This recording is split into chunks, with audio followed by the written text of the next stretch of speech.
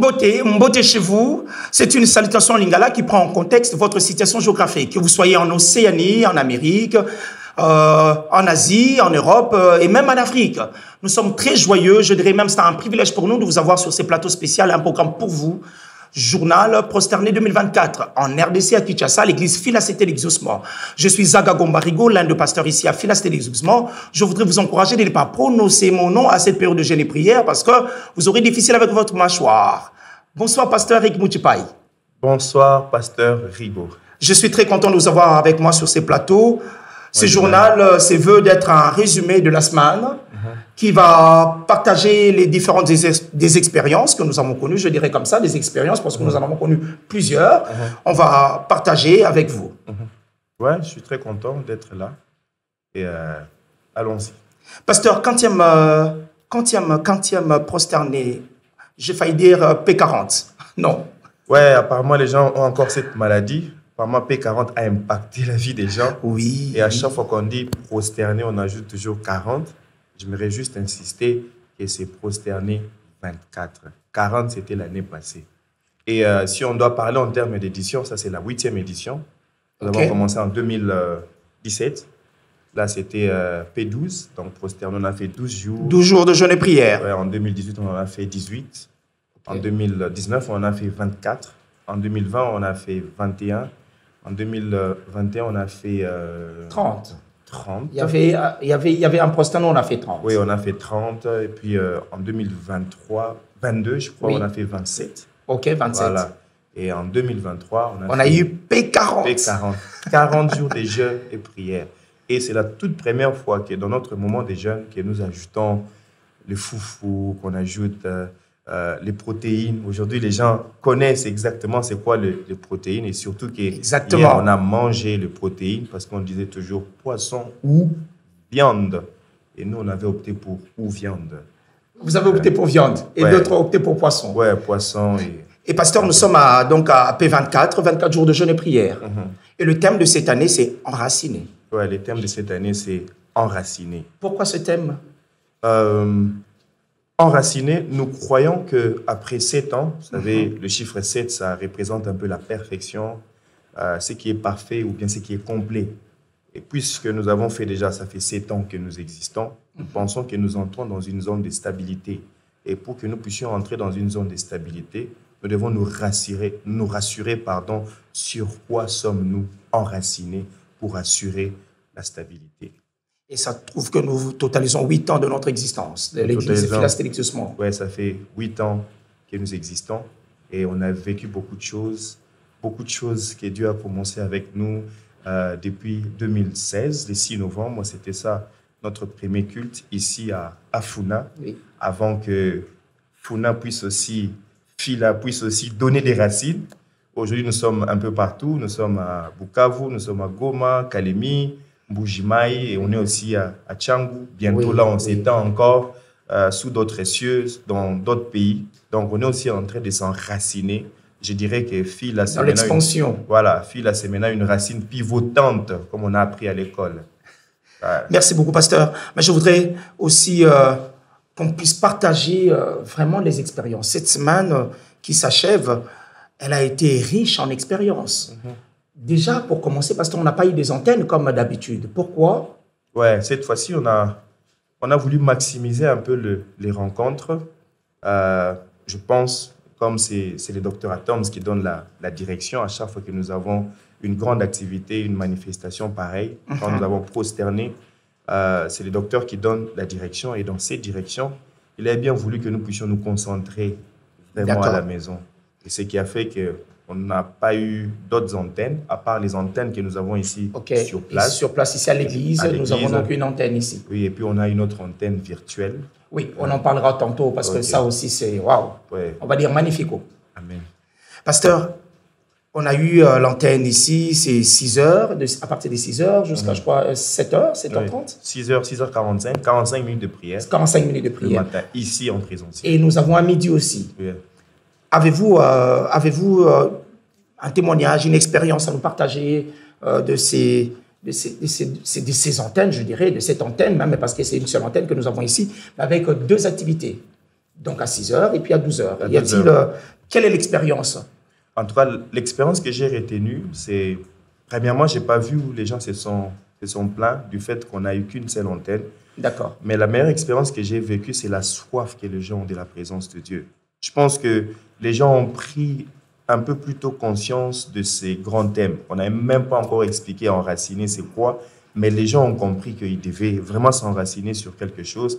Et quand les gens venaient, même quand il n'y avait pas de modérateurs, eux, ils se mettaient déjà à prier. Magnifique. Parce qu'ils voulaient vraiment s'enraciner dans la prière et surtout dans la présence de Dieu. Ça, c'est la merveilleuse expérience que j'ai vue pendant l'antenne ici en présentiel, que ce soit à 6 heures et des témoignages que nous recevons, malgré toutes les contraintes que nous avons dans la ville, mais nous voyons que les gens, ils sont en train Ils sont présents, ouais, ils sont participatifs. Ils sont participatifs. Pasteur, il y a également aussi cette belle expérience. Pour la première fois, nous faisons le Zoom. Ouais. Et que c'est une antenne réellement. Quand on regarde la participation, on se dit, ben, les gens attendaient que ça, ou ça répondait à un besoin. Mais magnifique, vraiment comme expérience pour cette édition. Oui, en tout cas, l'antenne Zoom, je me rappelle la première fois qu'on a commencé à faire les Zooms, c'était pendant la Covid. C'est en 2020 et les docteurs nous ont initiés un peu à utiliser l'outil informatique pour faire Zoom. Ce n'était pas quand même facile au départ quand on faisait Zoom. Je me rappelle, difficilement on atteignait les 100 personnes. Ouais, l'accessibilité à l'époque. Ouais, c'était à l'époque. Mais ce qui nous a vraiment surpris, le 1er novembre, quand nous avons commencé, c'est vrai que c'était un peu un nombre limité, mais on était à plus de 200 personnes. Le 1er, déjà, oui, le 1er novembre. Premières heures. Voilà. Là, c'est à 5 heures juste pour commencer. Et le lundi, cette semaine, quand on a commencé, waouh! On a fini, on est à 880. Là, c'est à 5 heures. 880. À 5 heures. À 5 heures. 880 et les gens se connectent massivement, s'est connecté massivement. Et à midi, on était à plus de 2000. Le dernier pic, c'était 2300. 2300. 2300 participants en ligne. 2300 participants en ligne. Je sais, nos Zoomers, on a eu l'habitude de nous appeler des Zoomers. Et on a ce qu'on appelle les radicalistes et les tolérants. Donc, les radicalistes, ce sont ceux-là qui sont pour qu'on puisse fermer le micro. Donc, c'était ça notre grand combat. Et les jours où on a fermé les micros, les gens s'en sont encore plus. Mais on ne s'entend pas. Parce que Zoom, c'est vraiment comme une salle, quoique c'est virtuel, mais on peut quand même sentir cette chaleur où on s'élève le matin. Vous avez effectivement d'autres personnes qui participaient. Voilà. Vous avez leur voix, vous avez leur conversation et tout. Oui, ça faisait du bien des fois. Vous voyez, le matin, les corps ne s'est pas encore complètement réveillés. Et des fois, quand on entend l'autre prier, je dis Amen. Et je peux même prêter les mots. Ça m'est aussi arrivé quand je conduisais la prière à 5 heures. J'entends quelqu'un prier, je prends ces phrases, je reformule et puis j'alimente la prière pendant les cultes matinales qu'on faisait ensemble. En tout cas, c'est une merveilleuse expérience. Nous avons été tous surpris. Oui. Ce qui a fait même que nous avons agrandi le nombre de participants jusqu'à 3000. Parce qu'au départ, on était à 500, on est allé à 1000, après on est allé à 2000 et puis nous sommes allés à 3000. Là, maintenant, nous pouvons recevoir 3000 personnes. 3000 personnes. Dans notre rencontre culte en ligne, nous les Zoomers. Pasteur, l'une des choses qui a marqué aussi, parce que j'avais pris part, et c'est le témoignage de participants. Par exemple, cette semaine, il y a eu la question de l'interprétation de rêves. Et il y a eu beaucoup de questions et on a vu certaines personnes ne pas être gênées, ne pas être lésées non plus, à poser des questions, mais en même temps en partageant un témoignage qui peut-être, c'est assez individuel, assez personnel.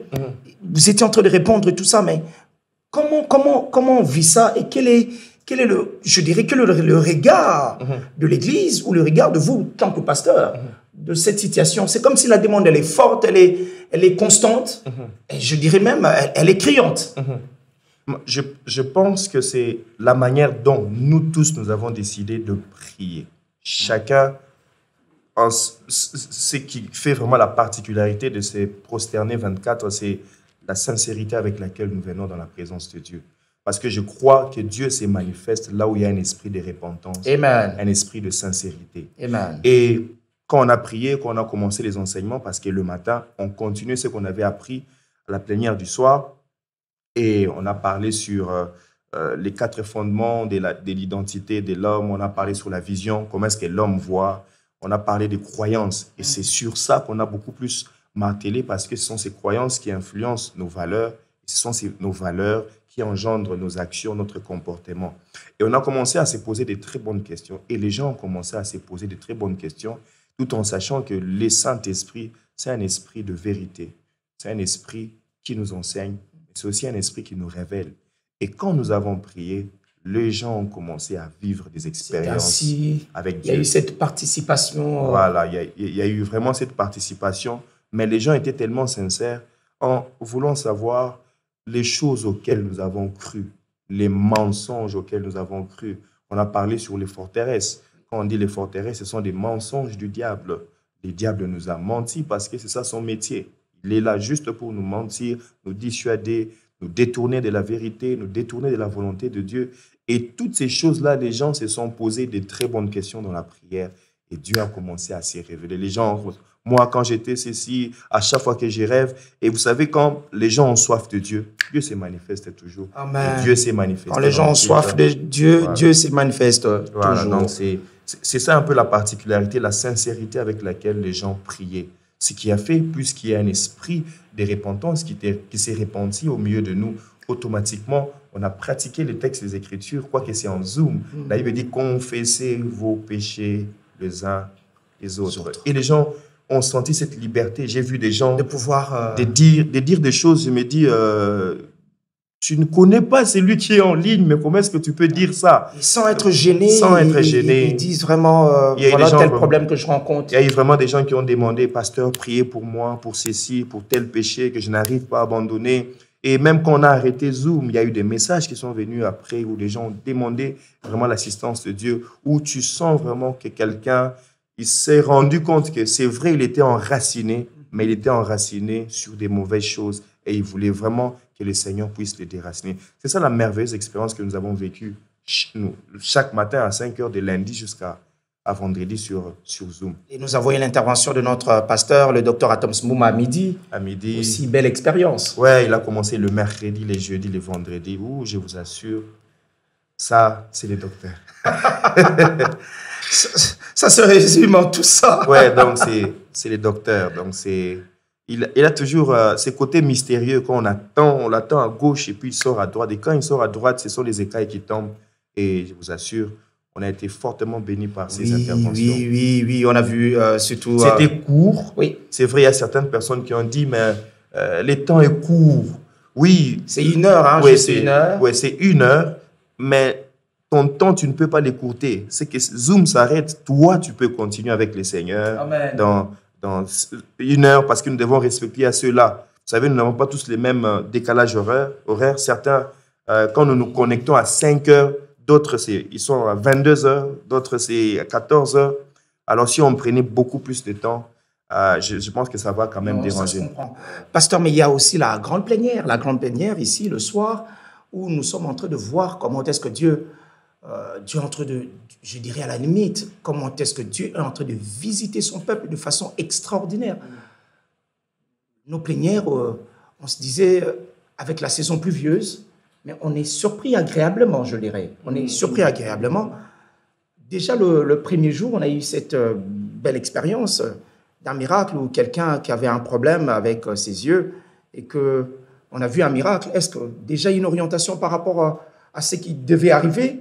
Mais cette semaine, avez-vous un témoignage sur cette semaine? Moi aussi, ces jours-là, on s'attendait juste à adorer le Seigneur. Oui. Parce que l'idée, c'était qu'on ait une célébration pour consacrer le 24 jours. Tout à fait. Et l'Éternel va nous surprendre. Oui, en tout cas, Dieu nous avait surpris ces jours-là. Ça me rappelle l'histoire de Salomon, le jour de la dédicace du temple. Oui. Lui, il était venu juste dédicacer les temples, il donnait. Et ces jours-là, on était en train d'adorer le Seigneur. On ne s'attendait même pas à une exhortation. On ne s'attendait même pas à ce que nous puissions prier pour les gens. C'était juste adorer. Et Dieu nous a surpris ces jours-là, ces frères-là qui avaient un souci avec ses yeux. Et automatiquement, Dieu l'a guéri. Nous rendons grâce à Dieu pour sa visitation. Et ça rejoint la déclaration de notre ministre Jacques qui a dit que 24 jours, 24 témoignages. 24 témoignages et le premier jour, il y a eu un témoignage. Il y a eu un témoignage. Nous tous, nous avons vécu un témoignage. On était vraiment surpris. Pasteur, je voudrais qu'on revienne un peu sur l'enseignement qui a été donné. L'enseignement qui a été donné sur les forteresses. On a eu le sentiment que c'était pas fini, il fallait continuer. Mais je me suis posé la question, pourquoi cette direction en parlant de forteresse? Et puis alors, on se disait, ben, tiens, on aura des moments de délivrance. On n'a pas eu tout ça, mais on est resté vraiment sur l'être, la personne. Est-ce que c'est un choix individuel de l'orateur ou c'est une orientation divine en disant, le Seigneur m'a mis à cœur de pouvoir faire, du reste, vous êtes l'orateur, vous étiez l'orateur. Pourquoi cet axe et pourquoi insister autant sur les questions relatives aux forteresses? Alors, c'est ce texte qui me vient, Jean 8, 32. Jésus dit ceci, vous connaîtrez la vérité. Des fois, on n'est pas conscient de cette première partie de la phrase de Jésus. Parce qu'avant d'expérimenter la délivrance, tu dois d'abord être en contact avec la vérité. Jésus n'a pas dit que vous allez recevoir la vérité. Vous savez, quand on reçoit quelque chose, des fois, ça n'entre pas en nous. Mais Jésus dit, vous serez en contact. Vous allez faire une expérience avec la vérité. Et la première vérité que Dieu vient fixer, c'est sur notre identité. C'est que nous sommes, comme je l'ai dit dans l'enseignement, c'est que nous sommes aujourd'hui, c'est l'ensemble de choses auxquelles on a été exposé. On a été exposé à des mauvaises choses. Vous voyez, Adam et Ève, dans le jardin d'Éden, ils voyaient les fruits de l'arbre interdit différemment. Mais un jour, le diable est venu. Il a donné un autre angle de vue, une autre vision. L'appréciation a changé. Oui, la vision, l'appréciation, la façon d'aborder les choses avait changé. Automatiquement, ça a changé la perception. Et si nous sommes allés dans la direction de forteresse, c'est parce que Paul en parle. Il dit, notre lutte n'est pas charnelle. Notre lutte, ce n'est pas dans cette chair, ce n'est pas dans cette façon de voir les choses. Notre lutte, elle est spirituelle. Notre combat, les armes avec lesquelles nous combattons ne sont pas charnelles, elles sont spirituelles. Et il dit puissantes pour renverser. Il dit elles sont puissantes par la vertu de Dieu pour renverser les forteresses, les faux raisonnements. Et nous croyons, même quand nous regardons la manière dont nous abordons Dieu dans la prière, nous avons déjà une façon de voir Dieu. Quand on parle de Dieu comme Père, regardez seulement, quand on dit Dieu Père, chacun de nous a une image déjà biaisée du Père. Pour certains, papa, on a dit que c'est aussi un lingala. Voilà, à cause de leur vécu, il s'est dit, pour certains, papa, c'est quelqu'un au Bapé Taïra Mantolo. Donc, c'est quelqu'un à qui, quand on se présente, c'est pour demander de l'argent.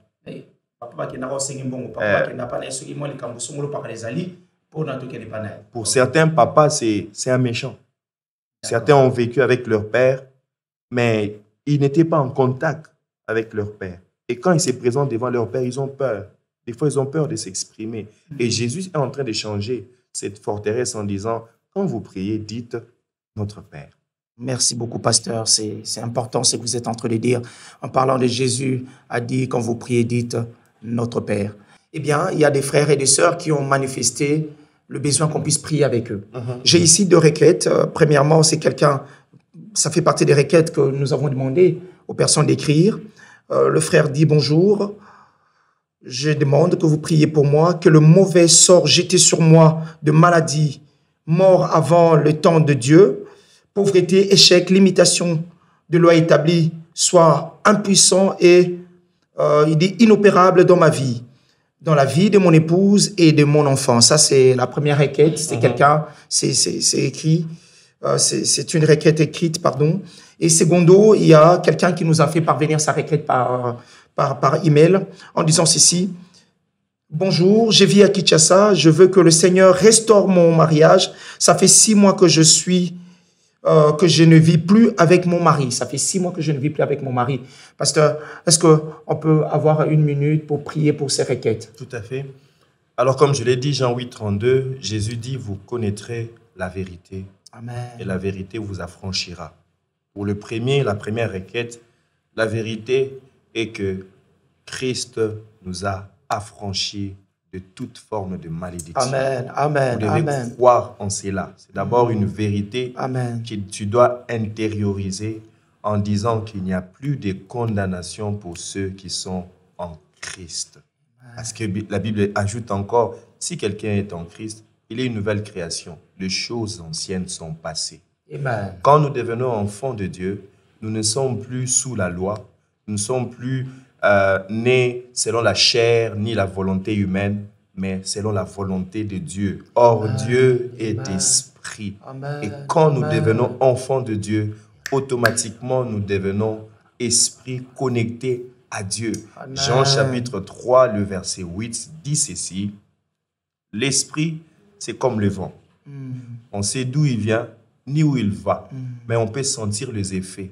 Amen. Mais aussi une chose, quand il y a le vent est insaisissable. Je prie ce soir dans le nom puissant de Jésus, que tout ce qui t'est saisissé, toutes les forteresses qui t'ont fait croire que tu ne pouvais pas avancer, que les lois établies ne pouvaient pas quitter ton corps, ce soir, dans le nom puissant de Jésus, nous les brisons, on anéantit cela. Yes. Toute loi qui a été établie, qui a empêché ton épanouissement, qui a empêché l'épanouissement de ta femme et de ton enfant. Tu penses que ces mêmes sorts commencent à descendre dans ta famille, dans ton foyer. Ce soir, nous les brisons dans le nom puissant de Jésus. Tous les blocages spirituels, ce soir, nous les détruisons dans le nom puissant de Jésus-Christ.